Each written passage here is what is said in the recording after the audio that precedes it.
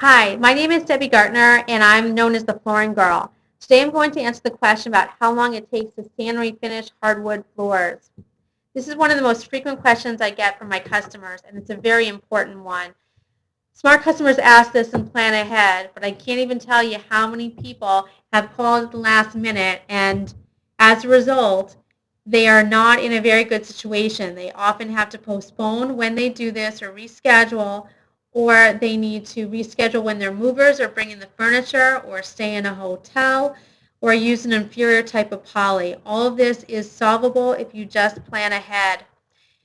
First, in terms of the timeline, it depends on if you're using oil or water-based poly. I'm going to be doing a separate video on that, but here's a quick synopsis. Oil-based poly will last longer than water-based. Most people prefer the look of oil-based.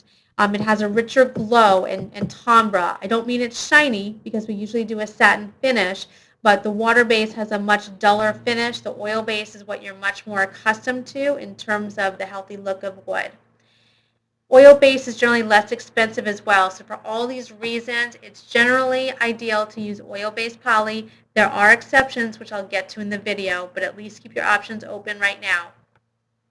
In general, it will take 3 to 5 days to do the work, plus you have drying time on the other end, and most people forget this in their timeline. This can vary based on whether you're doing a stain or how dark the stain is. Darker stains take longer to dry.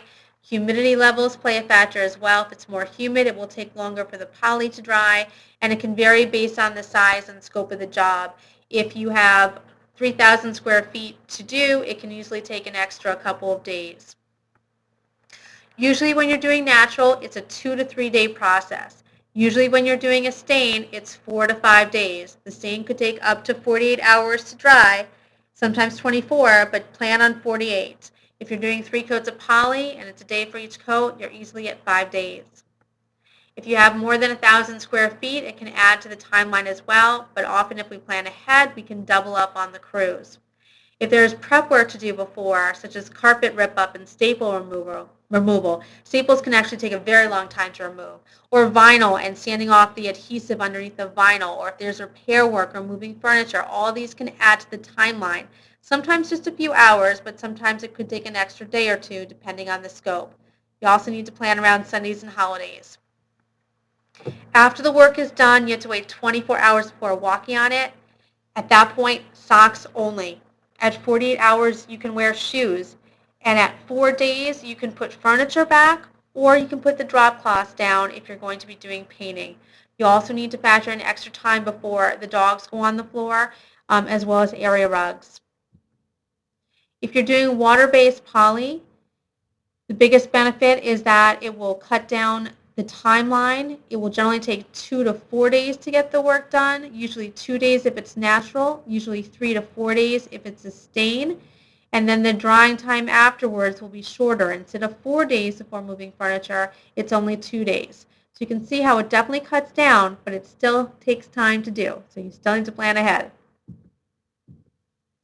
Things that can throw the timeline off. The biggest factor is weather, and that's outside of our control. If it is very humid, it will take longer for each coat to dry. Of course, if there's a snow storm or if you lose power, that's going to delay the process as well. Also, if you have pine or maple floors, those can be more challenging to refinish. They take a little bit longer to do. And also, if you have herringbone or parquet, those will take longer as we need to sand in 2 different directions. Or if you're using our dustless system, that can also take a little bit longer for setup and maneuvering the machine.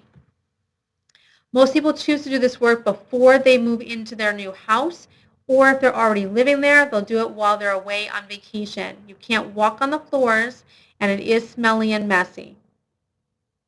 So the best advice I can give to you is to plan ahead. If you're moving into a new home, try to get in there before closing with your realtor if he or she will let you do that.